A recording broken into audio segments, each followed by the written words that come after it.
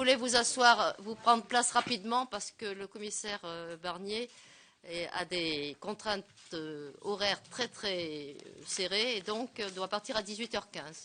Donc si vous en êtes d'accord, nous allons commencer de façon à ce qu'on ait quand même le temps de faire un petit peu de dialogue. Hein.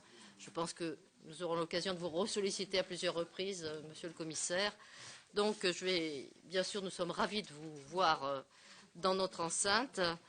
D'autant que c'est la première fois depuis le début de cette nouvelle législature. Donc je pense que nous aurons d'autres occasions de vous solliciter.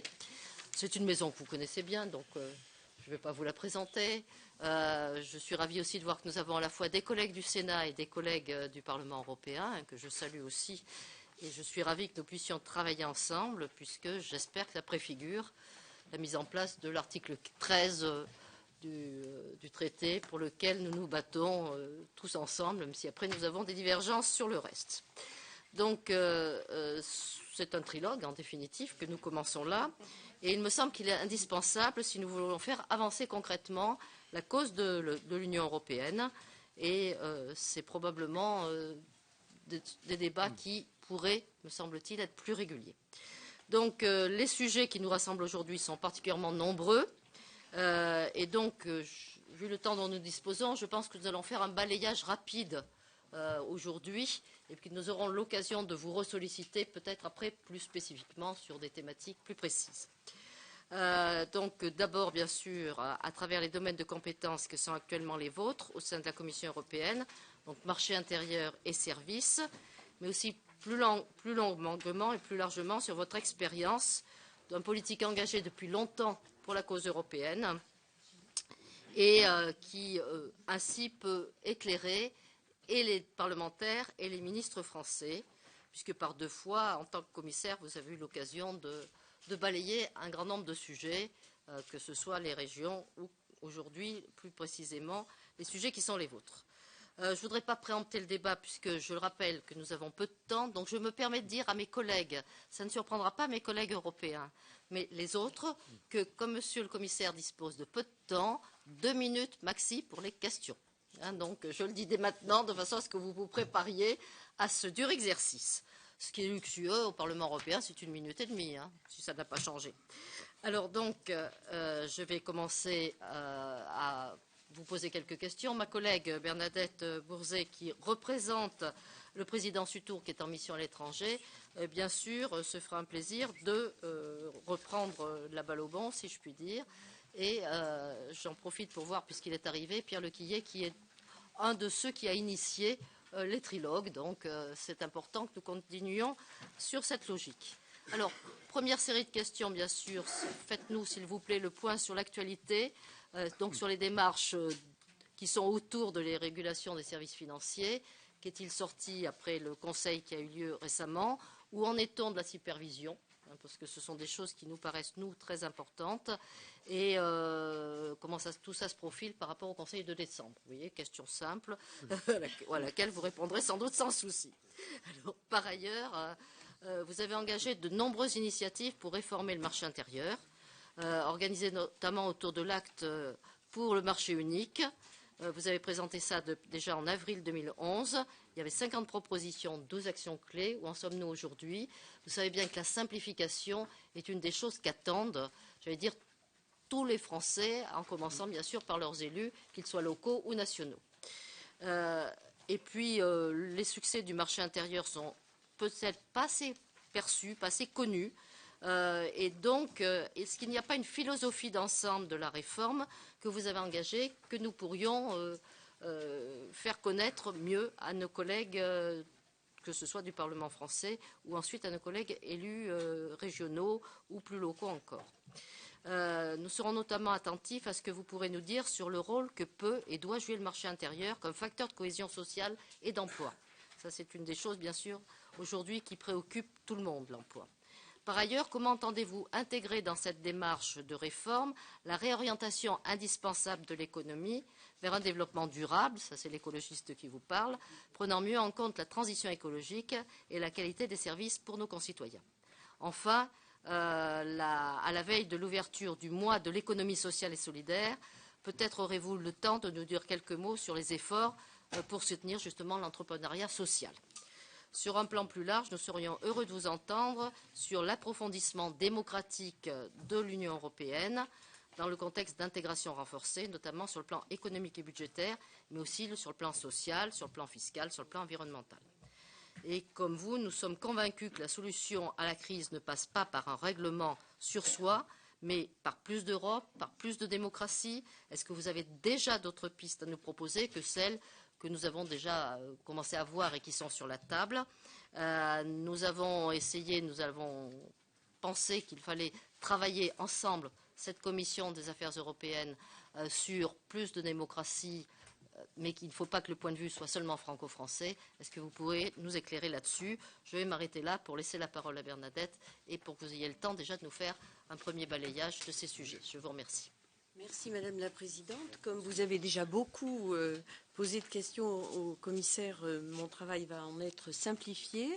D'abord, je me réjouis de cette nouvelle rencontre entre parlementaires. Et je rappelle, puisqu'il me l'a également rappelé, que Michel Barnier a été président de la Commission des affaires européennes du Sénat. Donc c'est une pratique qu'il connaît bien. Je vous prie d'excuser Simon Sutour qui ne peut pas être parmi nous et qui m'a prié de le remplacer. Et j'ajouterai à la série de questions que Madame Auroy a posées la question sur l'état d'avancement du cadre financier pluriannuel. Si vous avez, Monsieur le commissaire, et ministre également, des informations. Pas de nostalgie. Hein. Pas de nostalgie, très bien. Donc, si vous avez quelques informations à nous donner par rapport à l'état d'avancement qui nous préoccupe tous, puisque les grandes politiques qui concernent la France, comme la politique agricole commune et la politique de cohésion, sont évidemment dépendantes de ces négociations.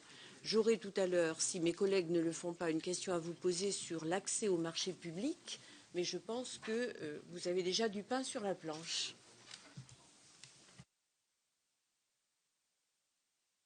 Oui, merci Monsieur le Commissaire. Bien. Bonsoir à chacune et chacun d'entre vous.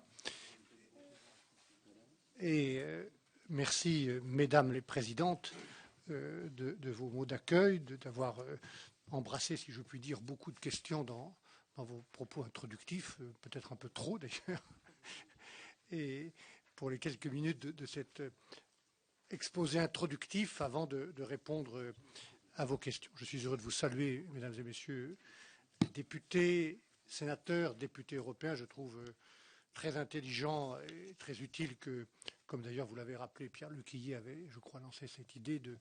J'étais venu d'ailleurs à votre invitation, Monsieur Lequillier, ici, comme commissaire déjà, participer à de tels dialogues tripartites, si je puis dire.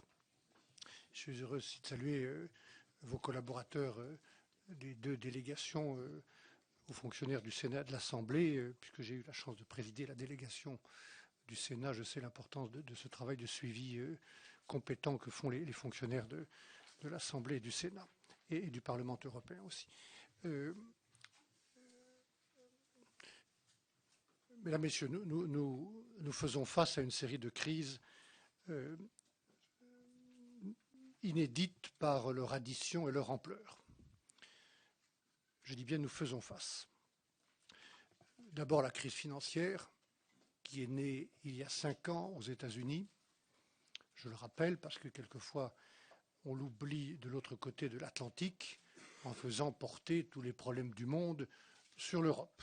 Cette crise financière est venue des États-Unis, provoquée par le comportement irresponsable d'un certain nombre de banques et de banquiers qui se sont crus tout permis et à qui on a tout permis.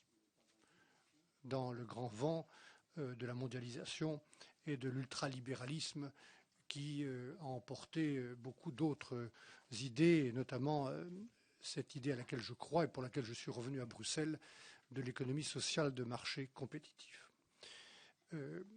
Cette crise financière qui a cassé la croissance dans les pays industrialisés, aux États-Unis, plus de 10% de chômage en Europe, est venue aggraver, amplifier une crise qui est bien la nôtre, même si on l'a sous-estimée ou qu'on n'a pas voulu la voir, à droite ou à gauche, dans beaucoup de pays, qui est la crise de la dette, de pays qui ont dépensé plus qu'ils ne gagnaient qui ne se sont pas réformés suffisamment tôt et qui ont donc un déficit et un endettement excessif qu'il faut bien payer. Et puis tout cela provoque des conséquences économiques, sociales, humaines extrêmement graves selon les pays. Depuis 4 ans, à coup de Conseil européen, dont on a tort d'ailleurs de dire à chaque fois qu'ils sont les sommets de la dernière chance, à coup de réunion du G20, je n'oublie pas l'engagement du précédent président de la République et de Mme Merkel dans ces réunions pour faire face à la crise financière, on a ébauché, élaboré, précisé un certain nombre d'éléments de réponse. Le point important, Madame la Présidente, pour répondre à votre question précise sur les derniers conseils européens, c'est que le 29 juin, et le président Hollande a pris sa part importante à ce résultat, pour la première fois, on a mis ensemble toutes ces réponses, tous ces éléments, dans ce qui était une réponse globale à une crise globale. Je ne distribue pas de bons ou de mauvais points. Je dis que le dos au mur, au forceps, face à toutes ces crises, les dirigeants européens, pendant 2 ans et demi, ont réagi, trouvé des solutions, élaboré des réponses nouvelles, extrêmement nouvelles, mais que finalement, au mois de juin dernier, tout cela a été mis ensemble pour apporter, on dit en anglais, une comprehensive approach, une réponse globale à une crise globale. Et c'est d'ailleurs cela qui a rétabli en partie un certain calme, une certaine sérénité, pas seulement et pas d'abord des marchés financiers, mais aussi des citoyens et des acteurs économiques avec un été qui a été plus calme que prévu. Maintenant, nous devons faire ce qui a été décidé. C'est une question de crédibilité. Et donc, acteur par acteur, pièce par pièce, nous devons, comme on dit en anglais, délivrer les décisions. Qu'est-ce qui a été mis ensemble au mois de juin pour répondre à ces crises? La régulation financière, je vais y revenir, qui progresse et dont j'ai la responsabilité, la mise en œuvre des décisions du G20, la coordination économique et budgétaire que Jacques Delors avait recommandé de faire il y a 10 ans en même temps que l'euro, mais qu'on n'a pas fait à cette époque. Donc pendant 10 ans, nous avons vécu avec une union monétaire et une désunion économique, une remise en ordre dans les pays où c'est nécessaire, chacun chez soi, des finances publiques, et puis un certain nombre, pour la première fois, d'initiatives économiques, parce qu'on ne peut pas seulement parler ou agir pour la régulation, la surveillance budgétaire ou la gouvernance, il faut aussi agir pour la croissance, c'est ce qu'attendent les citoyens. Voilà, nous sommes sur cet agenda global. La Commission européenne, dont je fais partie, fait son travail de proposition. Je le rappelle, notamment aux nouveaux parlementaires que je suis heureux de saluer, élus au mois de juin, la Commission ne décide pas, sauf dans un seul domaine, qui est celui de la concurrence. Nous sommes l'autorité européenne de régulation de la concurrence. Dans tous les autres domaines, nous proposons à ceux qui décident, c'est-à-dire au Conseil des ministres d'un côté et aux députés européens de l'autre, qui ont un rôle égal à celui des ministres. Dans tous les domaines dont j'ai la charge, les règles de stabilité financière, la régulation d'un côté, le marché intérieur de l'autre, je dois obtenir l'accord simultané, identique, du Conseil des ministres des Finances ou du Conseil des ministres de la compétitivité ou de l'industrie d'un côté et du Parlement européen de l'autre. Où en sommes-nous? Je vais télégraphiquement évoquer ces 2 grands chapitres dont j'ai la charge sur la régulation financière. Mesdames, Messieurs, je vous ai donné, dans le petit dossier qui est sur la table, un document extrêmement simple, en 3 couleurs, qui est l'agenda de régulation financière, tel que je le mets en œuvre. Vous avez sur ce tableau environ 29 lois extrêmement complexes qui constituent l'agenda du G20. Tout ce qui est en violet a déjà été voté. Tout ce qui est en orange est en cours de vote. Tout ce qui est en vert, un seul texte, c'est ce qui reste à proposer. Au terme de cet agenda, aucun marché financier aucun acteur financier, aucun produit financier ne doit échapper à une régulation et à une supervision efficace. Est-ce que ce sera définitif et aussi ambitieux et rigoureux que souhaitable ou que je le souhaite? Certainement pas. Il y a beaucoup de mouvements sur tous ces textes, beaucoup de lobbying, beaucoup de résistance quelquefois, un certain nombre de gens qui ont la mémoire courte. J'étais très heureux d'ailleurs que Christine Lagarde rappelle l'urgence de cette régulation il y a 2 jours. Nous progressons. Mon premier message, mesdames et messieurs les députés et sénateurs, est de vous dire que l'Europe fait ce à quoi elle s'est engagée au G20 et que probablement d'ici la fin de l'année prochaine, nous aurons terminé les votes de ces textes qui sont extrêmement importants. Je vais prendre un exemple qui a beaucoup fait parler de lui, celui de la régulation des produits dérivés. Nous parlons d'échanges sur les marchés financiers mondiaux qui s'élèvent à 600 000 milliards de dollars, dans l'opacité la plus complète. 80% de ces transactions sur les produits financiers dérivés sont, comme on dit en anglais, over the counter, c'est-à-dire sous la table, c'est-à-dire de gré à gré. Nous avons, comme les États-Unis, pris l'engagement de réguler et de renverser la proportion pour que 80% de ces transactions soient enregistrées, standardisées, compensées. Ce texte, je l'ai présenté il y a 1 an et demi. Il a été voté il y a quelques mois. Il rentre en vigueur à la fin de cette année, comme d'autres textes sur la régulation des ventes à découvert, qui a d'ailleurs été bien amélioré par le Parlement européen. Voilà. Vous avez là, mesdames et messieurs, ce qu'on appelle en anglais le Single Rule Book, c'est-à-dire le cadre de régulation financière pour l'ensemble des acteurs financiers européens. Nous ne sommes pas encore au bout de la route. J'ai probablement, dans les semaines qui viennent, à conclure l'accord sur les règles de Bâle III, la capitalisation des 8300 banques européennes, la régulation des marchés financiers avec la révision de la directive MIFID. Tout cela que Jean-Paul Gauzès, qui nous rejoint, connaît bien, puisqu'il est un des responsables de la Commission des affaires financières au Parlement européen. Je veux préciser que cet agenda de régulation financière s'applique aux 27 pays de l'Union européenne. Il n'y a qu'un seul cadre financier, je vais dire en souriant, un seul single rule book, qui s'applique à tous les pays, y compris le Royaume-Uni, où se trouve la principale place financière. Je m'attache à beaucoup de soin à ce que tout cela soit bien le cadre financier pour l'ensemble des établissements et des acteurs de l'Union européenne. À l'intérieur de cette régulation commune pour tout le monde, les 17 pays de la zone euro, parce qu'ils ont une solidarité obligée plus forte, une interdépendance plus forte en raison de l'euro. On voit bien les conséquences systémiques d'une banque en difficulté dans la zone euro ou d'un État en difficulté dans la zone euro sur le reste de la zone euro, ont décidé le 29 juin, deuxième élément de ma réponse, Madame la Présidente, d'aller plus loin dans la mise en œuvre de cette régulation et dans la surveillance du secteur bancaire et dans l'union des établissements banquiers à travers ce qu'on a appelé l'union bancaire, dont la première étape consiste dans la supervision intégrée de tous les établissements bancaires de la zone euro.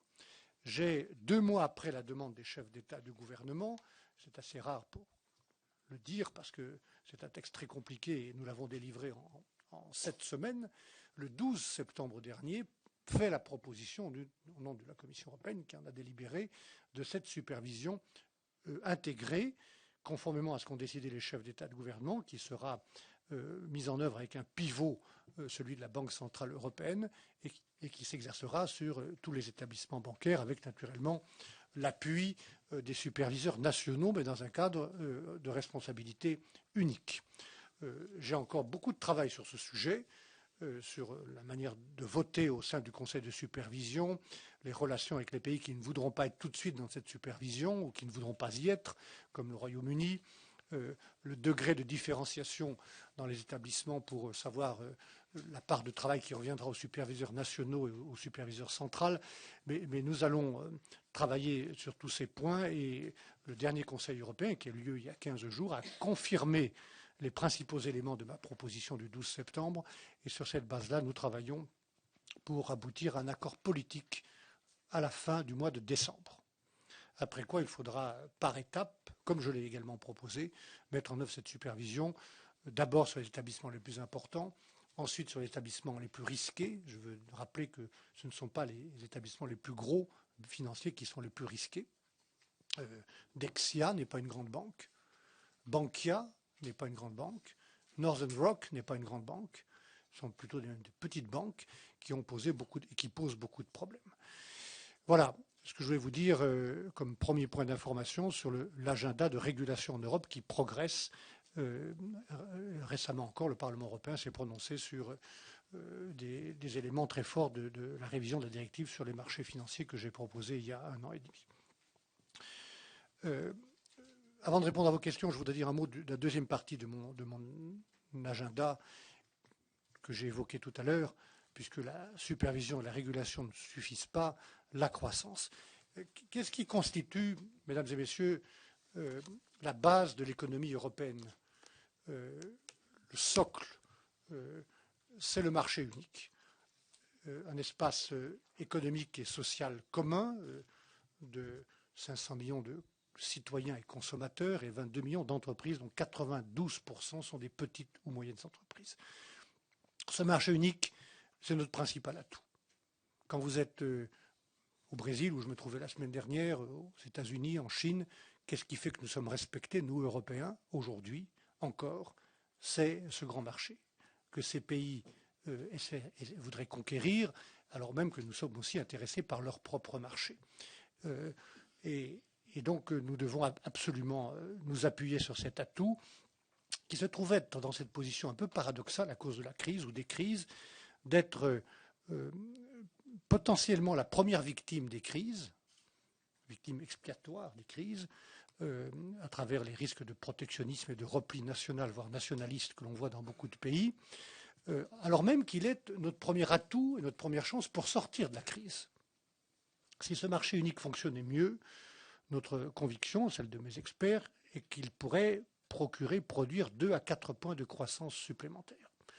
Et donc, nous devons le faire mieux fonctionner. Et c'est l'objet de ce que j'ai proposé au Parlement et au Conseil des ministres, et que je vous ai proposé aussi à travers ce qu'on appelle l'acte pour le marché unique, c'est-à-dire un travail collectif que j'ai conduit avec 12 de mes collègues et le président Barroso, pour chercher de manière extrêmement méthodique, précise, ponctuelle, tous les sujets de blocage qui peuvent être levés, toutes les améliorations possibles sur la mobilité, sur l'exportation, sur l'investissement, sur le capital risque, l'entrepreneuriat social, faire que ce marché fonctionne mieux. Et nous avons donc fait cet agenda que vous avez également dans le petit dossier que je vous ai remis, l'acte pour le marché unique numéro 1, 50 propositions qui ont à peu près toutes été proposées, et puis l'acte pour le marché numéro 2 que j'ai proposé il y a 3 semaines et qui va faire l'objet de propositions législatives d'ici le printemps prochain. Nous suivons ces textes. Je ne vais pas donner de leçons aux députés nationaux, aux sénateurs, mais la démocratie européenne, même si elle est rapide, exige du temps, comme la démocratie nationale. Il faut entre 12 et 18 mois à chacun de ces textes pour être adoptés.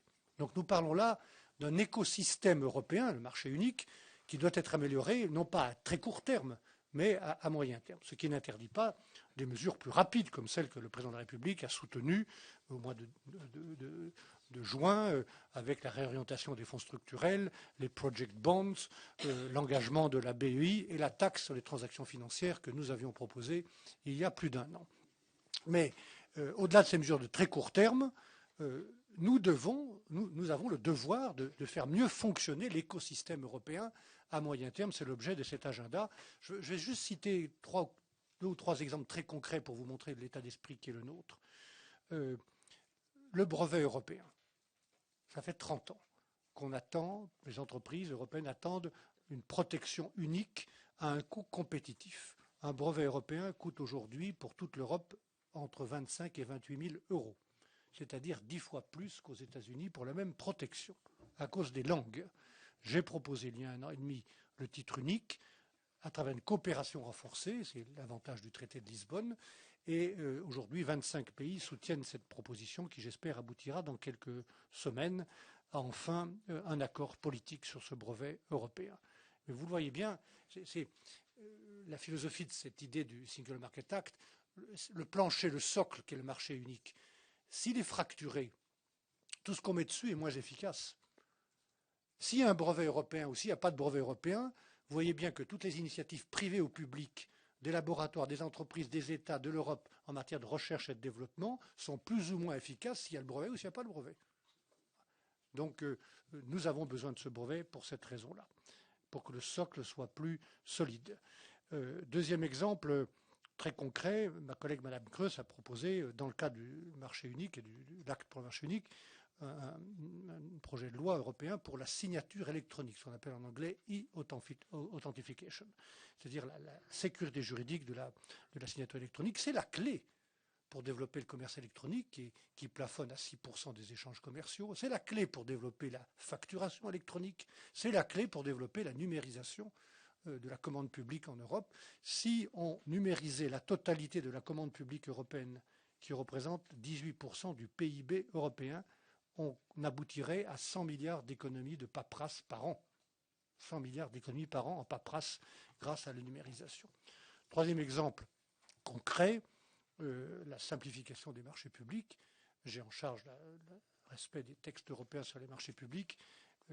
Sont beaucoup trop compliqués. Les exigences pour les entreprises sont invraisemblables. Beaucoup d'entreprises renoncent à participer à des appels d'offres. Je ne parle pas d'appels d'offres sur des marchés publics européens, je parle des appels d'offres des collectivités locales, des États dans toute l'Europe. Au-dessus d'un certain seuil, les règles sont tellement contraignantes. Je connais des entreprises, j'ai été président d'un conseil général pendant 17 ans, qui renonçaient à participer, qui renoncent à participer à ces appels d'offres parce que ça leur coûte 30% du montant du marché qu'elles espèrent obtenir rien qu'en paperasse. Nous avons décidé de proposer la simplification drastique de toutes ces contraintes et c'est le projet de loi qui est en cours de vote au Parlement et au Conseil des ministres. Voilà, Madame la Présidente, ce que je voulais dire pour introduire notre débat. Puisque je parle à des hommes et des femmes politiques, et que je suis également comme commissaire un homme politique en charge de l'intérêt général européen, mais que je reste un homme politique, je veux dire que ce pourquoi je suis revenu à Bruxelles, ce pourquoi je me bats, c'est une réorientation du projet économique européen. Qu'on revienne aux fondamentaux de l'économie sociale de marché compétitive. Les 4 mots sont importants, pas seulement 2 ou 3 d'entre eux. Qu'on renonce définitivement aux excès de l'ultralibéralisme et de la dérégulation. Je ne crois pas, je n'ai jamais cru à l'autorégulation des marchés. Qu'on renonce aussi à une certaine naïveté dans nos échanges commerciaux internationaux. Voilà pourquoi d'ailleurs j'ai proposé il y a presque un an la mise en place d'un instrument de réciprocité sur les marchés publics dans le monde. Voilà pourquoi je me bats. Et je suis heureux de pouvoir vous le dire à vous qui venez de commencer votre nouveau mandat pour les députés et aux sénateurs qui sont ici aussi. Merci, Monsieur le Commissaire. Je pense qu'il y a là beaucoup d'informations de votre part. Alors, je le dis pour mes camarades et mes collègues qui sont arrivés en retard, il y a déjà 6-7 inscrits, 2 minutes chacun.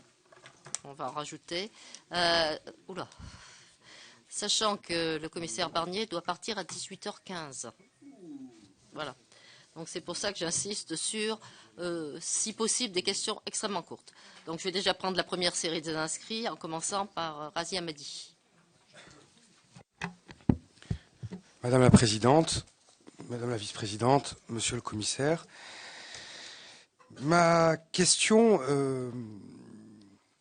traitera de 2 des 4 grands vecteurs de croissance, de création, mais aussi de confiance, comme vous les appelez, que sont les réseaux intégrés et mobilité, notamment dans les domaines du transport et de l'énergie. L'ouverture accrue de la concurrence des services publics ferroviaires et de fourniture d'énergie, dont la Commission soutient la libéralisation, en affirmant par exemple que cette politique ferait économiser aux consommateurs jusqu'à 13 milliards d'euros, notamment en matière d'énergie, pose en France un problème d'acceptabilité. À la fois pour des raisons techniques et historiques. Nous voyons d'ailleurs le 4e paquet ferroviaire qui sera présenté en décembre sans aucune étude d'impact, qui aujourd'hui fait face à la mobilisation à la fois de nos amis allemands, mais y compris en France, avec l'annonce du pôle ferroviaire unifié. Et puis, dans un second temps, de même que pour les transports, pour ce qui concerne la libéralisation de l'énergie, où en France, cela s'est aussi concrétisé par l'application de la loi NOM, nouvelle organisation du marché de l'énergie, qui, par définition, a pour conséquence l'augmentation des tarifs. Donc, sur ces deux sujets-là, paquet ferroviaire, libéralisation du marché de l'énergie, sachant que le principal argument qui est porté aujourd'hui par la Commission est la baisse des prix et que nous ne le constatons pas, quels sont les arguments que nous pouvons porter afin de convaincre du bien fondé aujourd'hui de la démarche de la Commission? Merci. Arnaud Richard. Oui, merci Madame la Présidente. Monsieur le Commissaire, vous nous proposez de favoriser le financement à long terme des entreprises et en particulier des PME. Que peut apporter l'Union européenne dans ce domaine où les États conduisent déjà un certain nombre d'actions? Ça, c'est ma première question. La deuxième, avec le commissaire Tajani, vous aviez demandé cesse d'être naïf, comme vous l'avez dit tout à l'heure, et se dote d'une véritable politique industrielle. Aviez-vous été entendu sur cette proposition et ne pensez-vous pas que les services de la concurrence devraient recevoir pour consigne de ne pas entraver, au nom d'un juridisme étroit, la constitution de champions européens pouvant prétendre à une suprématie mondiale dans des domaines d'excellence? Merci pour la brièveté de vos questions. William Dumas. Merci Madame la Présidente, Monsieur le Commissaire. Deux petites questions en ce qui concerne la supervision intégrée. Il y a deux textes sur la table et vous souhaitez qu'ils soient votés assez rapidement. Compte tenu de la situation, quel délai vous paraissent raisonnable pour qu'ils soient adoptés? Et la deuxième, après le nouveau scandale cet été autour du Libor, vous avez proposé une révision des textes sur les abus de marché. Où en êtes-vous? Merci.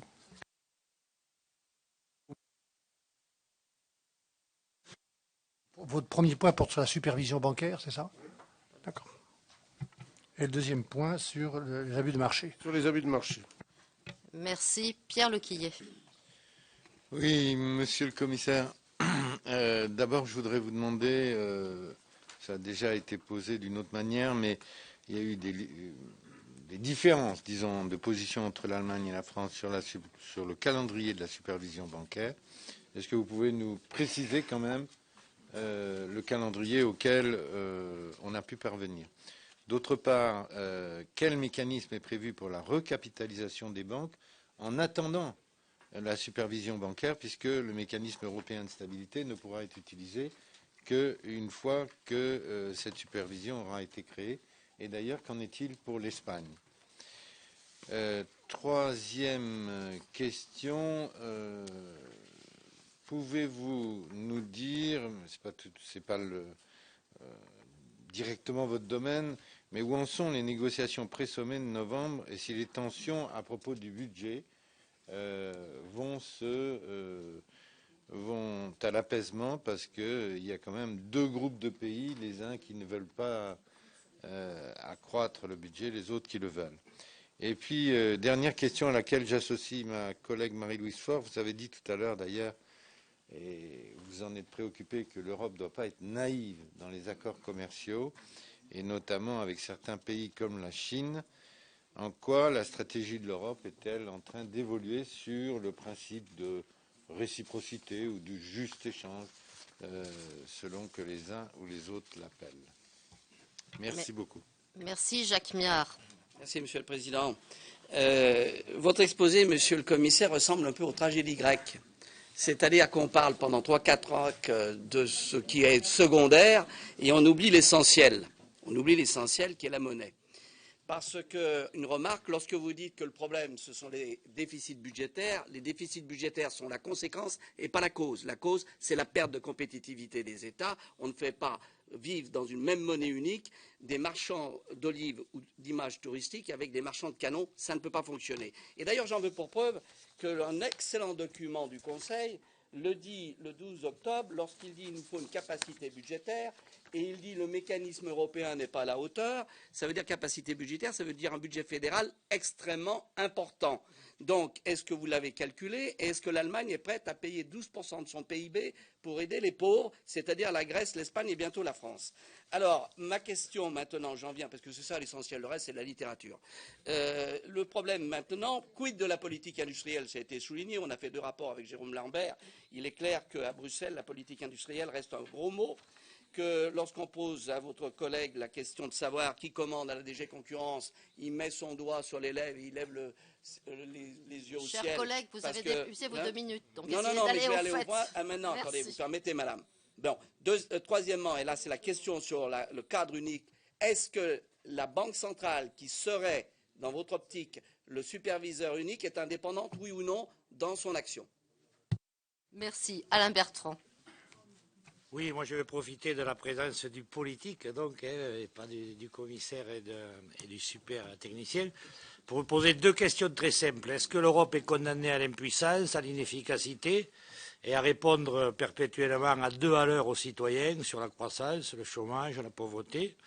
Et la deuxième question, c'est comment peut-on forcer les responsables européens, l'ensemble, le Parlement, la Commission, les ministres, les présidents, à parler de ce qui les intéresse aux citoyens européens et donc aux citoyens français, c'est-à-dire un véritable budget pour l'Europe plus élevé, la croissance, la garantie du système bancaire, l'investissement et donc répondre à l'emploi, aux problèmes d'emploi, de chômage et également répondre sur la perméabilité aux produits, c'est vrai, indiens et chinois qui menacent directement notre industrie.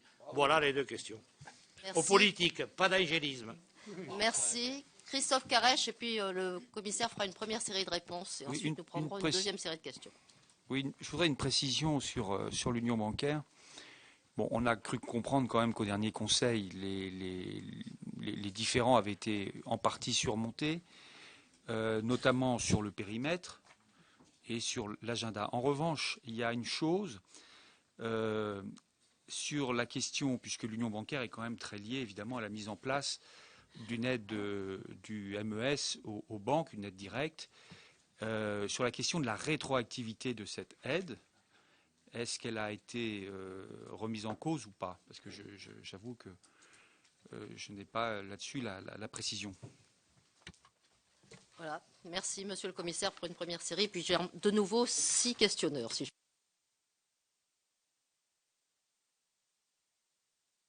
Encore une fois, autant que nous pouvons nous accorder sur nos emplois du temps, et je prie d'excuser de vous quitter, mais j'avais prévu de venir un peu plus tôt aujourd'hui, comme vous l'aviez demandé, et puis vous aviez ce vote, donc je suis obligé de rentrer pour un dîner de travail à Bruxelles. Mais je suis prêt à revenir. Peut-être je pourrais débuter cette réponse, avant d'en venir à des points plus précis, par le point qu'évoquait Alain Bertrand tout à l'heure. Mesdames, Messieurs, on peut ne pas être d'accord, on peut avoir des conceptions différentes de l'Europe. Ce que nous sommes en train de faire était absolument improbable il y a 3 ans ou 2 ans en termes d'intégration et de mutualisation. Nous faisons enfin ce qu'on aurait dû faire, je l'ai redit tout à l'heure, et qu'avait recommandé Jacques Delors, l'union économique, budgétaire qui accompagne l'union monétaire. Cela conduit à cette mutualisation. Je préfère ce mot à celui de fédération. Ça met en cause une conception traditionnelle de la souveraineté nationale, en ce que nous sommes conduits à partager un peu plus cette souveraineté, non pas à l'abandonner, mais à la partager. Et donc ça conduit, j'avais ce sentiment sous votre question, je le dis à Alain Bertrand, qu'on ne peut pas faire ça dans le dos des gens, dans le dos des citoyens, dans le dos des parlements. Ça veut dire aussi que parlementaires européens qui sont élus démocratiquement et par les citoyens directement, sénateurs et députés, doivent faire de ces questions européennes des questions de débat quotidien et normal dans chaque pays. Et ce sera un changement assez important. Je pense qu'il y a, je l'ai d'ailleurs dit au président de la République il y a quelques semaines, l'urgence d'organiser un débat public national sur l'Europe.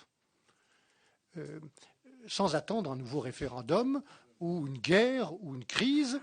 On parle toujours des questions européennes de manière dramatique dans ce pays.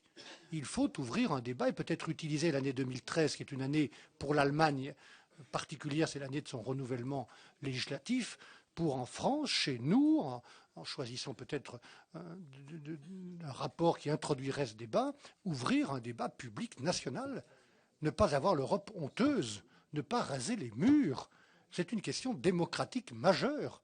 Et réconcilier, reconnecter le débat européen, ce que nous faisons à Bruxelles et à Strasbourg, Commission, Parlement, Conseil des ministres, avec le débat national. C'est pour ça que j'étais intéressé par, j'entendais M. Carèche qui a joué un rôle dans ce domaine, par votre initiative de cette résolution que vous avez proposée sur l'article 13 du traité budgétaire. En fait, tout cela va dans le sens de cette réappropriation du débat européen au niveau national.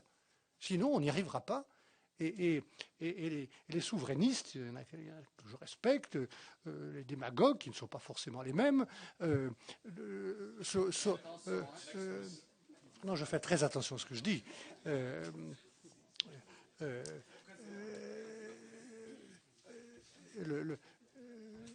Monsieur Miard, ça fait 15 ans qu'il essaie de m'avoir, mais il ne m'aura pas.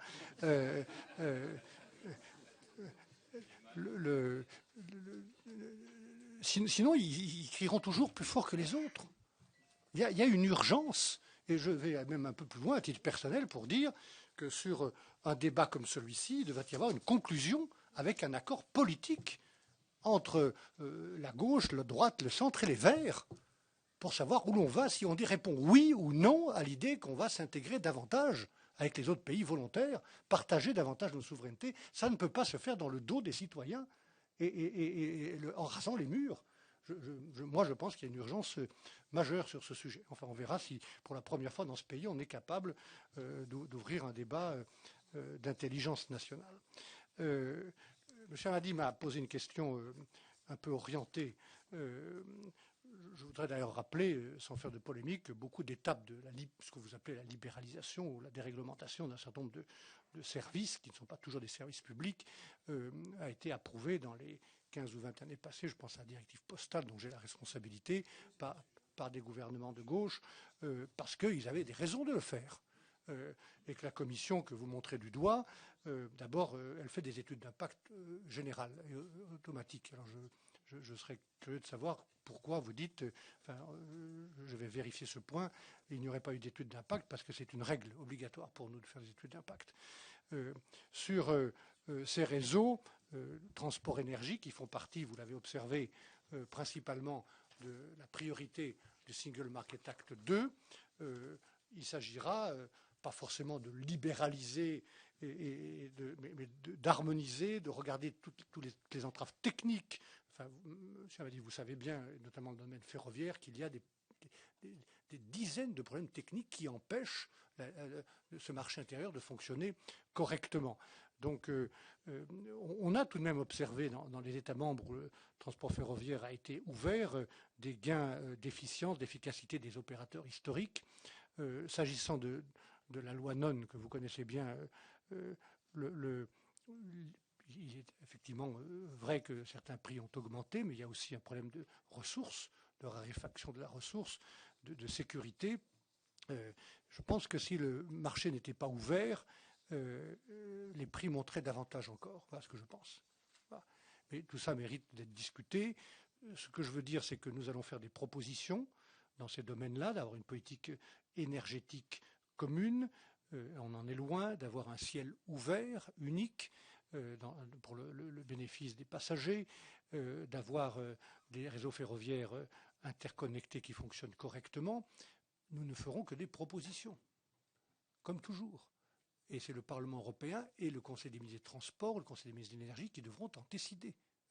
Donc vous avez le moyen, reconnectez-vous aux ministres de votre gouvernement, du gouvernement français, aux parlementaires, pour, le cas échéant, éviter certaines dérives. Moi, je suis très vigilant, M. Hamadi, très, très vigilant pour tout ce qui nous conduirait à retrouver les errements de l'ultralibéralisme. Vous pouvez compter sur moi, il n'y aura pas de, en tout cas dans mon portefeuille, dans mes responsabilités, il n'y aura pas de faille là-dessus. Je suis très attaché aux services publics. Je pense que les services publics peuvent être exercés de manière extrêmement moderne, parfois peuvent être l'objet de missions de services publics exercées par d'autres partenaires, mais je suis très attaché au service universel. Voilà comment, par exemple, dans un autre domaine que vous n'avez pas évoqué, mais que j'ai cité, celui de la Poste, qui concerne tous les gens dans leur vie quotidienne. J'ai créé moi-même, depuis que je suis commissaire, un groupe d'utilisateurs de la Poste pour vérifier les conditions dans lesquelles les 3 directives postales sont appliquées, notamment au regard du respect du service universel. Donc voilà, peut-être pourriez-vous, dans l'esprit de cette invitation que vous m'avez adressée, je reste comme commissaire citoyen français toujours prioritairement disponible, peut-être inviter quelques-uns de mes collègues quand même systématiquement. Monsieur Kallas, commissaire au transport, pourrait venir. Il faudra simplement prévoir une traduction. Monsieur Tajani et peut-être aussi, je le dis à Arnaud Richard, Monsieur Almunia, le commissaire à la concurrence. Voilà. Sur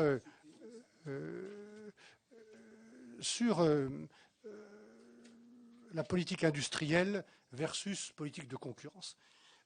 Mesdames et messieurs, je connais la rigueur, l'importance des règles de la concurrence européenne. Je suis d'ailleurs, comme gardien des traités en tant que commissaire, attaché à respecter ou à faire respecter ces règles de concurrence libres et non faussées. Il n'y a pas d'exemple lorsqu'une stratégie est construite ou proposée que la règle de concurrence ou des aides d'État ne s'adapte pas. Ce qu'il faut, c'est avoir une stratégie. Voilà pourquoi, c'est une des raisons pour lesquelles j'ai voulu revenir à Bruxelles, je me bats, et c'est un combat quotidien pour la mise en place d'une politique industrielle européenne, avec M. Tajani notamment et d'autres commissaires.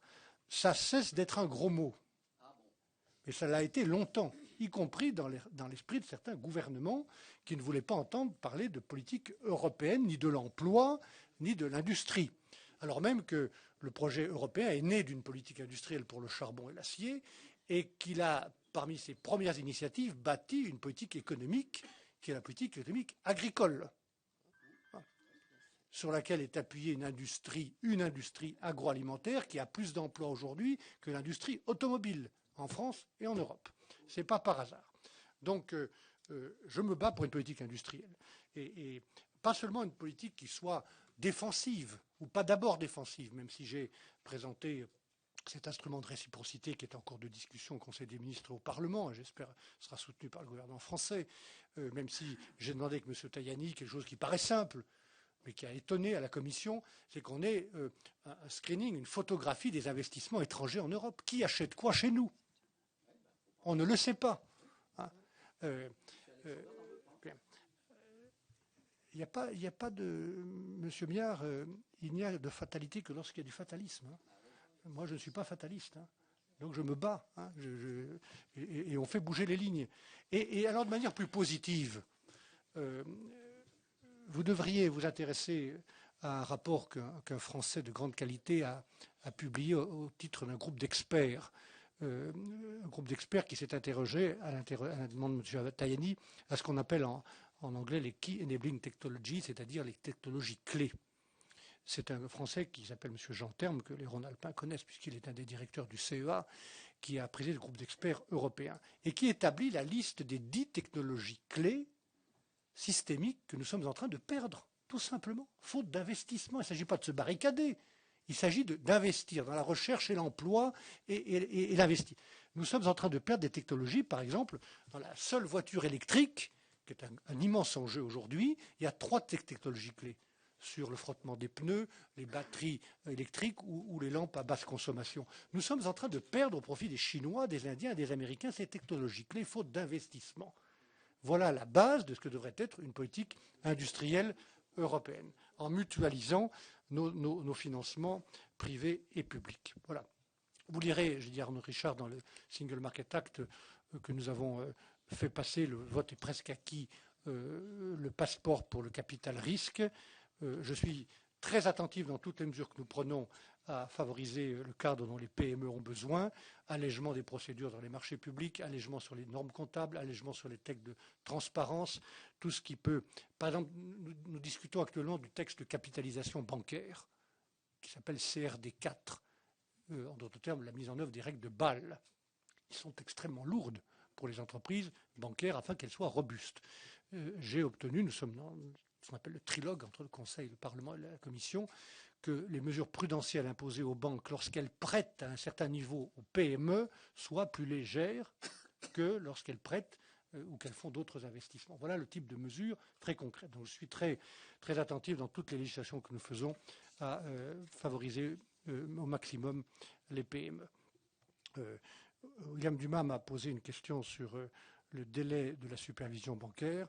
Si le vote a lieu au Conseil européen et au Parlement européen avant la fin de cette année sur la proposition que j'ai faite le 12 septembre, à partir du 1er janvier, théoriquement, cette supervision sera effective. Elle ne sera pas opérationnelle.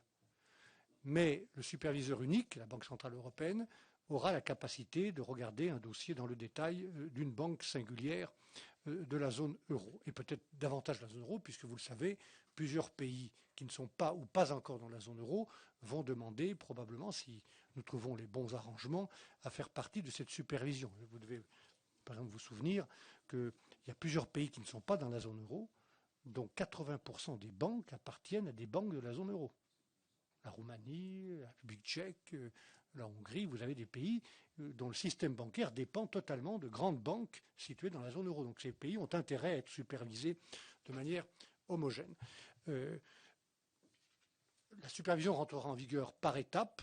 J'ai proposé pour l'instant 3 étapes. Juillet 2013 pour les grandes banques, janvier 2014 pour les banques qui reçoivent des aides publiques, donc les plus fragiles, et ensuite les autres. Le superviseur national gardera une responsabilité importante sur la mise en œuvre du manuel de supervision unique. Le point que nous devons travailler, c'est ce qu'on appelle la différenciation, c'est-à-dire où se trouve le curseur dans le rôle du superviseur national par rapport au superviseur intégré. Notre idée actuellement, c'est de travailler sur une supervision directe de la Banque centrale européenne sur les banques, toutes les banques, grandes, petites ou moyennes, qui présentent le plus de risques. Voilà. Je veux dire à Christophe Caresche que ce système vaut pour l'avenir. Et notamment, il permettra, comme la règle a été précisée par les chefs d'État, la mise en œuvre du mécanisme européen de stabilité. Et c'est une condition nécessaire mais pas suffisante que la supervision soit effective. C'est-à-dire que le mécanisme européen de stabilité, il a des instances de direction. C'est lui qui décidera quelles banques, dans quelles conditions vont être recapitalisées avec les 700 milliards dont il dispose. Mais il ne commencera pas ce travail s'il n'y a pas la supervision. Condition nécessaire mais pas suffisante. Pour les autres banques, et s'agissant du passé, ce sera des décisions au coup par coup qui seront prises au cas par cas pour chacune de ces banques, notamment en s'appuyant sur le fonds actuel qui va être prolongé et amplifié par le mécanisme européen de stabilité. Voilà ce que je peux dire également à Pierre Lequillier. Alors, Pierre, sur l'Allemagne, il ne faut pas dramatiser les discussions franco-allemandes. Je suis convaincu qu'il y a, de la part du chef de l'État français, comme toujours, et de la chancelière allemande, comme toujours, une très haute conscience de cette responsabilité commune depuis le traité de l'Élysée. Je suis sûr de ça, même s'il faut un certain nombre de mois pour qu'un nouveau président, une nouvelle chancelière trouve le modus operandi entre eux. Je suis sûr qu'il y a toujours, sauf entre Giscard et Schmitt, qui se sont entendus spontanément, tous les autres dirigeants français et allemands ont eu besoin de temps. Ils ont eu besoin de temps pour apprendre à se connaître. Donc, je suis convaincu que ça marchera ainsi. Et naturellement, il y a dans cette discussion parfois des désaccords ou des points de discussion. Mais l'Allemagne, mesdames et messieurs, qui paye le plus, qui est prête à continuer, qui est prête à s'engager davantage, qui parle même d'union politique, Jacques Miard. Oui, non, il faut garder son calme. Elle a besoin de confiance. L'Allemagne a simplement besoin d'avoir confiance. Et elle avait perdu confiance. Ce traité budgétaire, ce règlement de copropriété que vous avez bien voulu voter, enfin pour beaucoup d'entre vous, c'est un instrument de confiance mutuelle entre les Européens qui ont besoin de ce règlement de copropriété. Et la supervision bancaire, c'est également un outil de confiance. Comment on aide? L'Allemagne est la principale contributrice au mécanisme européen de stabilité. Il ne faut pas l'attaquer en disant qu'elle ne veut pas payer, puisque Mme Merkel a pris des risques, a soumis à la Cour de Karlsruhe ce mécanisme. Elle s'est réjouie d'avoir obtenu l'accord de la Cour constitutionnelle allemande. Et ils sont prêts à prendre leurs engagements. Mais il faut qu'ils aient confiance. Donc la supervision correspond également à ce besoin de confiance que je trouve, pour ma part, légitime. Voilà. Le budget fédéral, il ne faut pas pousser quand même. Hein. On en est loin. Qui peut croire que 1% du PIB correspondrait à un budget d'un État fédéral? D'ailleurs, j'aurais dit une quatrième fois, mais Jacques Méard, bien qu'il soit savoyard, a du mal à m'entendre. Oui, en patois. Nous ne faisons pas un État fédéral. Nous ne faisons pas un peuple européen. Nous ne faisons pas une nation européenne. Nous construisons ce que Jacques Delors appelait une fédération d'États-nations, une mutualisation des nations qui chacune garde sa différence, son identité nationale, sa langue. C'est pour ça que c'est compliqué. D'ailleurs, je recommande que dans vos circonscriptions, dans vos départements, vous puissiez expliquer cette complexité. Expliquer pourquoi c'est pas simple. C'est pas simple parce qu'on veut une Europe unie, pas une Europe uniforme. Unie, ça ne veut pas dire uniforme. Donc c'est un peu compliqué. Mais on est loin d'un budget fédéral. Voilà. Sur la réciprocité, Pierre Lequillier, le texte que j'ai présenté est en discussion. Et ce n'est pas facile. Parce qu'il y a beaucoup de pays européens qui s'opposent à cette idée même de réciprocité que je trouve légitime. Voilà. Je ne crois pas que l'Europe soit condamnée à l'impuissance.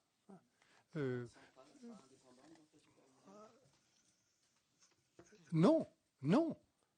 Ah non. Les règles de l'indépendance de la Banque centrale qui s'appliquent à sa mission monétaire sont claires. Le président de la Banque centrale, M. Draghi, a lui-même revendiqué et demandé que dans les missions de supervision, il y ait un contrôle parlementaire. Et donc, nous avons prévu, dans ma proposition, des dispositifs de contrôle parlementaire à peu près identiques à ceux que j'ai prévus et qui sont maintenant opérationnels pour l'autorité européenne des banques, des marchés et des assurances.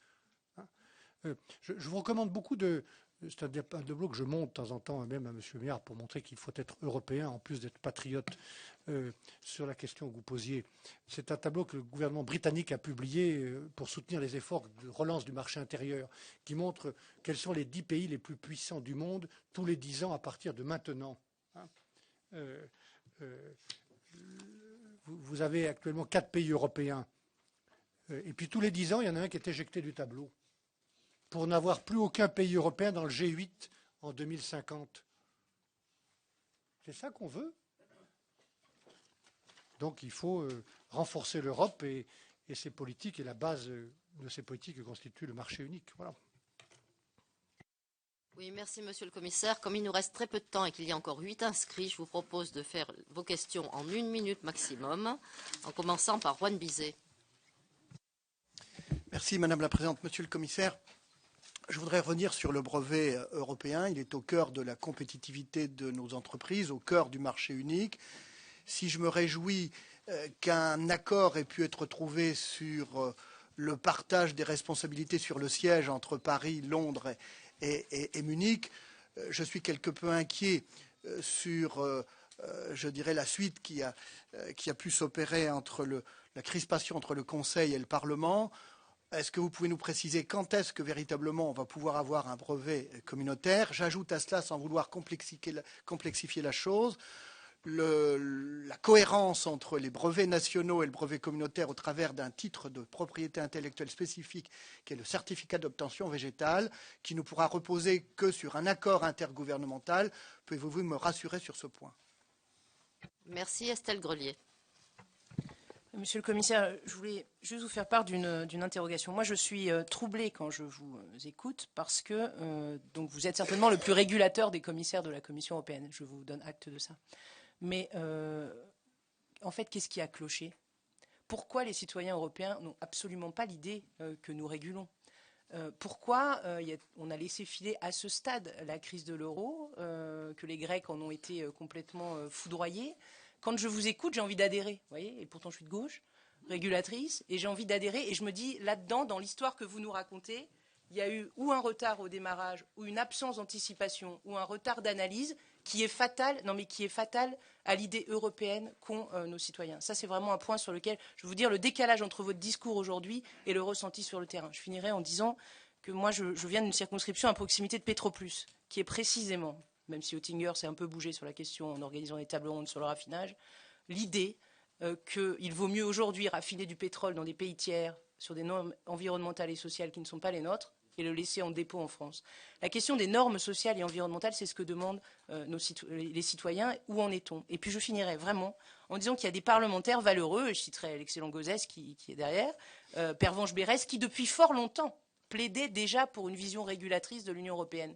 Et eux, en tant que parlementaires européens, n'ont pas vraiment été entendus. Donc comment vous expliquez ce décalage entre votre discours d'aujourd'hui, qui est peut-être le bon, mais qui a certainement quelques années de retard? Merci. Philippe Cordery.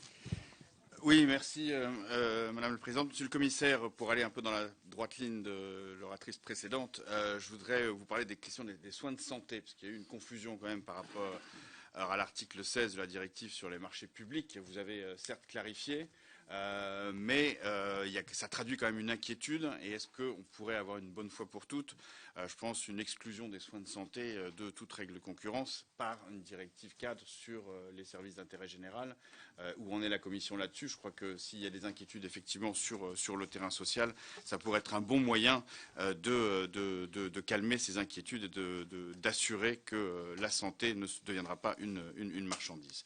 Ma deuxième question porte sur les qualifications professionnelles. En tant que rapporteur sur ce sujet, je partage les objectifs généraux, bien sûr, de cette directive. Ceci dit, il faut aussi qu'on maintienne nos autres exigences de formation. Donc, quelles sont un peu vos idées là-dessus, et notamment sur l'exclusion de certaines professions qui remplissent des missions de service public, et je pense notamment aux notaires. Est-ce que vous pourriez nous préciser la position de la Commission là-dessus? Merci. Merci. Chantal Guittet. Oui, Monsieur le Commissaire, Madame la Présidente. Donc, pour faire court, vous avez parlé d'une Europe plus sociale, mieux armée, plus participative. Donc, moi, j'avais une question à vous poser sur l'Europe est un grand vecteur de croissance et d'emploi. Finalement, on s'aperçoit que les écarts de compétitivité dus au dumping social n'ont pas été réglés. Donc, qu'en est-il des propositions pour les réduire, notamment de l'impôt harmonisé sur les sociétés? Et puis, la France s'engage fortement dans l'économie sociale et solidaire. Donc, je voulais vous demander, au niveau européen, s'il y avait une réflexion sur ce sujet qui permettrait justement d'avoir une vraie Europe sociale et solidaire. Voilà. Merci. Merci. Pierre-Bernard Raymond. Monsieur le Commissaire, s'agissant de l'union bancaire, certains textes pour mettre en place cette union nécessiteront l'unanimité au Conseil. Est-ce que vous pensez qu'on va pouvoir surmonter les réticences du Royaume-Uni sur ce point et comment? D'autre part, l'union bancaire repose sur 3 piliers. Vous avez bien explicité le premier, effleuré les autres. Est-ce que vous pourriez nous dire où on en est un petit peu sur, en particulier, le sauvetage des banques dans ce cadre-là? Et je sais que ce n'est peut-être pas nécessairement votre compétence directe, mais enfin la Commission est un organe collectif. Est-ce que le problème des ressources propres du budget européen avance? On en parle très peu dans les journaux, dans l'opinion publique, et ça me paraît être une question vraiment très importante pour l'avenir de l'Union. Et dernier point, une observation simplement. Je crois qu'il y a nécessité d'expliquer à l'opinion publique qu'il n'y a pas de contradiction entre la régulation que l'on met en place, et je m'en félicite, et la nouvelle phase de construction du marché unique. Car dans l'esprit des citoyens, le marché unique, c'est le libéralisme, parce qu'on harmonise les règles, etc. Donc il faut vraiment expliquer à l'opinion publique qu'il n'y a pas de contradiction entre la régulation que l'on doit absolument mettre en place et le développement d'une nouvelle phase de marché unique. Merci. Axel Lemaire. Ma question a déjà été abordée par mon collègue Philippe Cordery. Monsieur le Commissaire, le marché intérieur, c'est la libre circulation des marchandises, des entreprises et des capitaux, mais c'est aussi la libre circulation des travailleurs, qui est d'ailleurs reconnue par la Commission comme l'un des moteurs de la croissance en Europe. En 2005, 4,2 millions de citoyens européens travaillaient dans un autre État de l'Union. 5 ans plus tard, ils étaient près de 6 millions. À Londres, par exemple, ce chiffre est en augmentation constante. On parle de 400 000 Français qui y travailleraient. Ces Français, j'insiste sur ce point, ne sont pas tous des exilés fiscaux. Or, cette mobilité humaine continue de se heurter à de nombreux obstacles, au premier titre desquels la reconnaissance des droits à la retraite et la portabilité des pensions pour les multipensionnés, ainsi que la reconnaissance des qualifications professionnelles, qui tiendraient non seulement compte du diplôme, mais aussi de l'expérience professionnelle, afin de ne pas réserver la mobilité aux seules élites. Dans ce contexte, des discussions sont en cours au sein du Parlement européen et du Conseil, mais il semble que la directive, notamment celle sur la reconnaissance des qualifications, soit bloquée au Conseil, alors même que le Parlement européen a récemment adopté une résolution pour la création d'une carte professionnelle européenne. Monsieur le Commissaire, où sont les points de blocage et que peut-on attendre des négociations actuelles pour favoriser la mobilité professionnelle, puisque là aussi, et je rejoins en cela les propos de ma collègue Madame Grelier, il est crucial de rendre l'Europe plus humaine aux yeux de nos concitoyens. Et enfin, pour ne pas rendre cet exercice vain, je m'interrogeais sur la possibilité qu'auraient vos services de répondre par écrit aux questions qui sont aujourd'hui posées par les parlementaires au sein de cette commission. Merci. Merci. Karim Zeribi. Oui, Madame la Présidente, Monsieur le Commissaire, merci. Je vous ai interpellé dans l'hémicycle à Strasbourg lundi, mais je vais le faire avec une remarque et une interrogation ici même. Sur la question des transports, en tant que parlementaire européen, je siège au sein de la Commission de transport et je mesure le gap entre vos propos et ce qui semble proposé par le commissaire Kallas. Je suis très inquiet de voir la différence de positionnement entre les deux commissaires que l'un et l'autre vous êtes, et surtout, depuis qu'on parle de 4e paquet ferroviaire, toutes les présentations qui sont faites par le commissaire Kallas, toutes les réunions, toutes les rencontres, toutes les approches que nous avons avec ses collaborateurs, rien, je dis bien aujourd'hui, n'évoque la question sociale, la question d'accord cadre sur la situation sociale des salariés dans le milieu du ferroviaire. On parle de libéralisation, on ne parle pas d'harmonisation sociale, on ne parle pas de paquet social.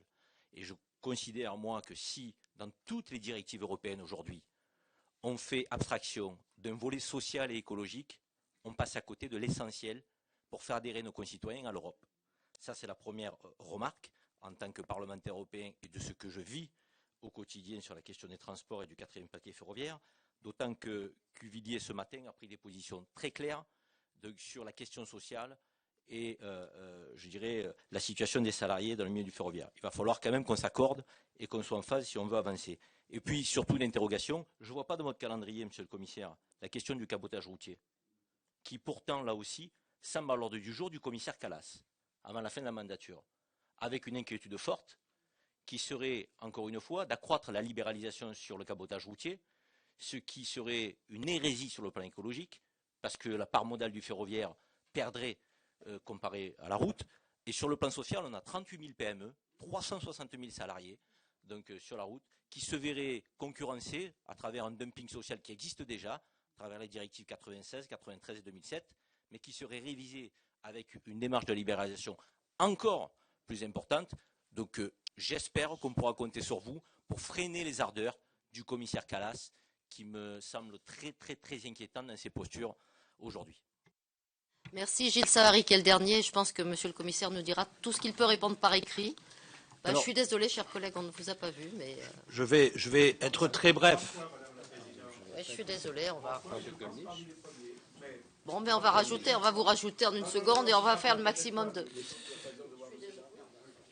Je vais donc être très bref pour demander au commissaire Barnier, lui poser une question qui est dans son sujet, s'il a fait une évaluation de la directive dite Bolkestein, et en particulier, quelle est la place qui est réservée. Je sais que vous avez beaucoup travaillé avec Françoise Castex ces dernières années au SSIG, Services sociaux d'intérêt généraux.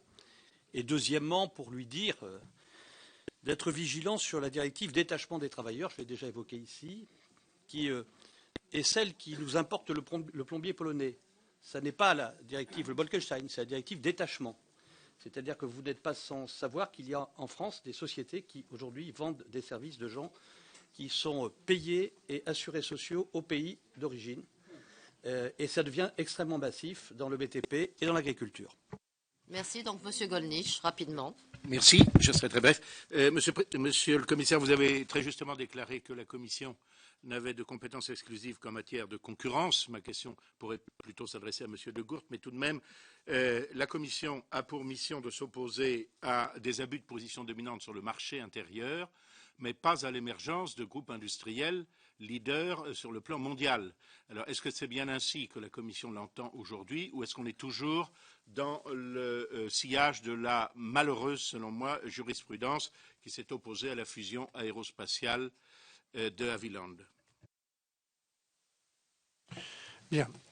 Pardonnez-moi, je vais être télégraphique et j'ai bien noté vos interventions. Je dis d'ailleurs à Axel Lemaire que j'ai l'habitude, quand des députés nationaux m'interrogent, ça arrive souvent dans beaucoup de pays, de répondre par écrit à tous ceux qui m'interrogent. Donc, au-delà de ce que j'ai pu noter, des réponses complémentaires que je ferai par écrit à tel ou tel d'entre vous, si vous avez des questions, d'ailleurs certains parlementaires ne s'en privent pas, m'écrivent et je suis heureux de cette occasion de reconnecter les deux débats, national et européen. La réponse à Estelle Grelier, que je remercie de son appréciation, elle est en partie dans cette reconnexion aussi. La plupart des lois, des normes, des règles sont élaborées maintenant parce que nous l'avons voulu ici, non pas par les autres, simplement plus par nous tout seuls en France. Elles sont élaborées avec les autres à Strasbourg et à Bruxelles, et ça exige pas seulement le soir un débat de transposition auquel vous pouvez ou ne pas assister, mais ça exige un travail d'appropriation de ces textes, de débat public dans vos circonscriptions sur ces textes. Moi, je n'ai pas de problème sur certains textes importants que des députés nationaux, si le gouvernement le veut, soient informés du matériel pour organiser un débat préalable dans vos circonscriptions sur des textes qui vont être discutés au Parlement. Vous invitez les députés européens de la région et vous faites transmettre les réflexions venues de la base aux ministres du gouvernement français, aux commissaires et aux députés. Donc je serai toujours à vos côtés si vous vous engagez dans cette réappropriation. Jean Bizet, y compris sur le dernier point du certificat, je suis confiant dans notre capacité à trouver une solution. Le problème qui reste en suspens est un problème lié à la demande britannique d'exclure des articles 6 à 8 du texte, à décommunautariser, à enlever le rôle de la Cour de justice. Et nous essayons de trouver, sur la base de proposition de la présidence chypriote, un accord avec le gouvernement britannique dans les prochaines semaines. Voilà. Je dis Estelle Grelier, comme tout à l'heure, un d'entre vous qui observait que, je crois que c'est Karim Zeribi, des différences entre tel ou tel commissaire. Nous sommes dans un collège. On n'est pas dans un régiment, donc on n'a pas toujours les mêmes approches. Je dis d'ailleurs en passant, sans citer personne, que les plus libéraux ne sont pas toujours ceux qu'on croit. Voilà. Bien. En tout cas, dans l'histoire que j'ai, moi, de la Commission, parce que c'est la deuxième fois que je suis commissaire, j'ai souvent observé que certains socialistes étaient plus libéraux que moi. C'est pas... Non, c'est pas... Comment? Non, c'est pas facile, c'est vrai. Mais non, mais c'est pas, je dis pas ça, je dis mais non.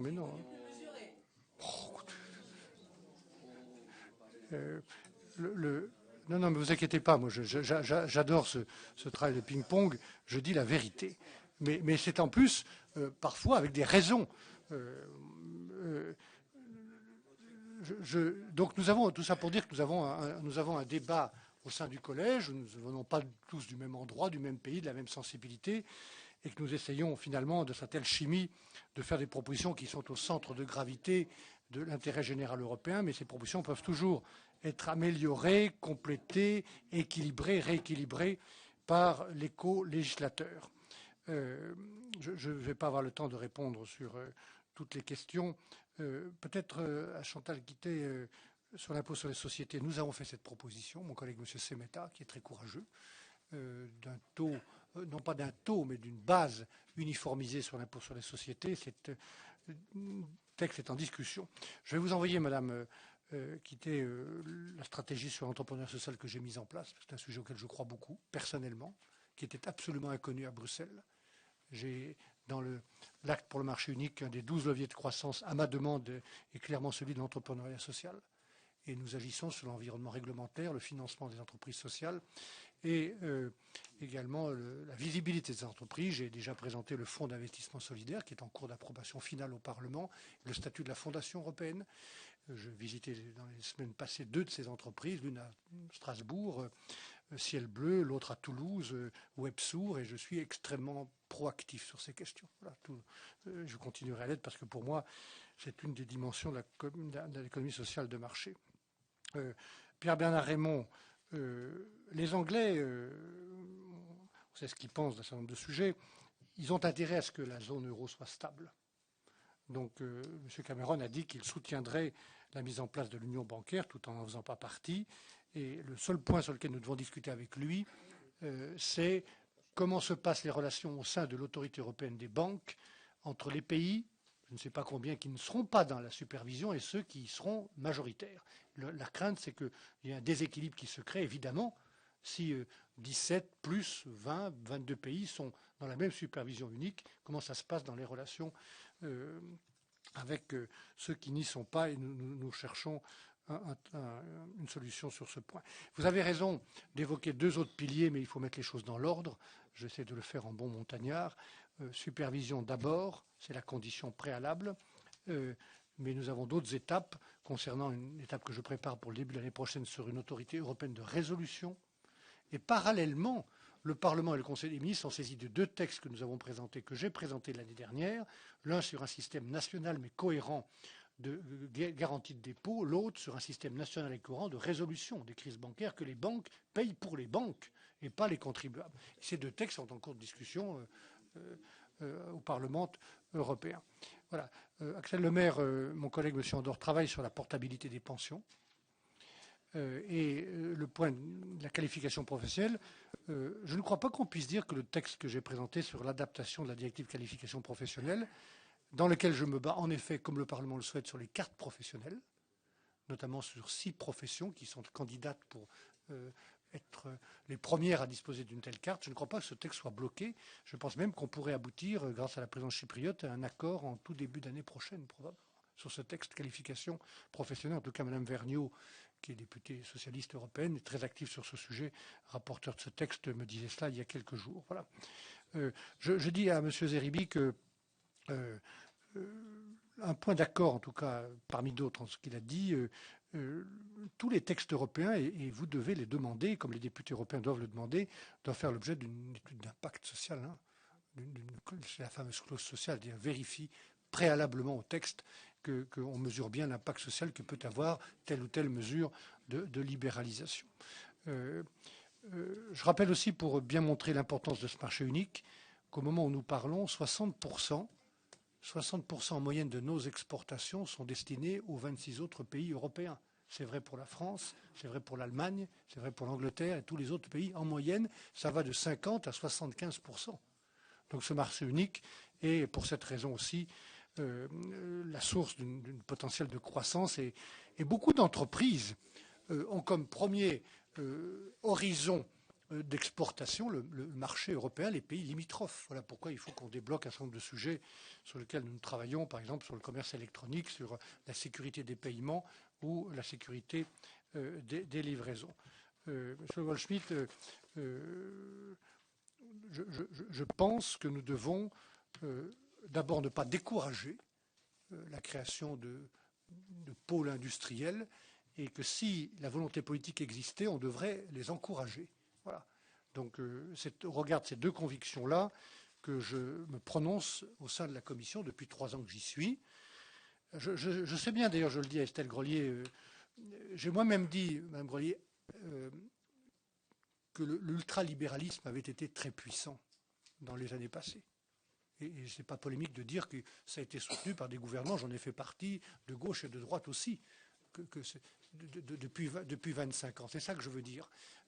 Parce qu'on a cru au moment de la mondialisation, au moment de la rupture du mur de Berlin, au moment où le monde bipolaire a explosé, on a vu de la croissance arriver, on a vu de la pauvreté se réduire, on a vu de la démocratie revenir en Europe, en Amérique latine et ailleurs, que c'était l'alpha et l'oméga que le libre-échange, le commerce. Moi, je n'ai jamais cru que le commerce allait nourrir l'Afrique. Hein. Je crois au commerce, je crois au libre-échange, à condition qu'il soit équitable.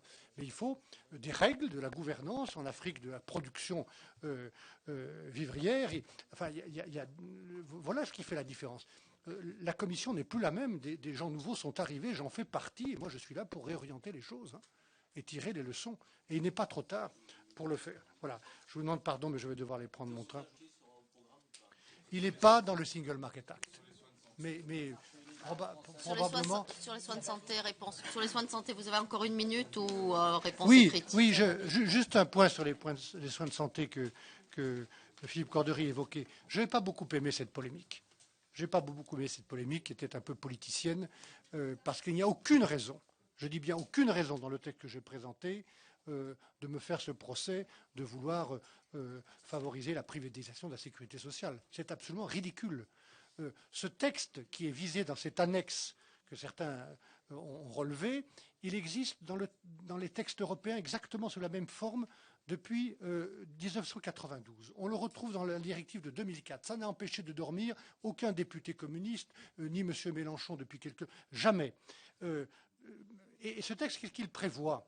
Il prévoit précisément, c'est dans le traité, mesdames et messieurs, l'organisation de la protection sociale et de la sécurité sociale, c'est l'affaire de chaque pays de manière définitive. Chaque pays s'organise comme il le veut. Et donc si un pays comme moi je le souhaite, la France préserve cette autorité de l'État et de la puissance publique pour la protection sociale, très bien, personne ne reviendra sur cette question. Simplement, comme c'est la liberté de chaque pays, un pays peut décider librement, je ne cite personne dans l'Europe, peut décider d'externaliser ou de confier à un partenaire extérieur telle ou telle mission liée à la protection sociale ou à la santé publique. Dans ce cas, M. Cordery, dans ce cas, le texte que j'ai présenté exige la transparence. S'il y a une externalisation, il doit y avoir appel d'offres.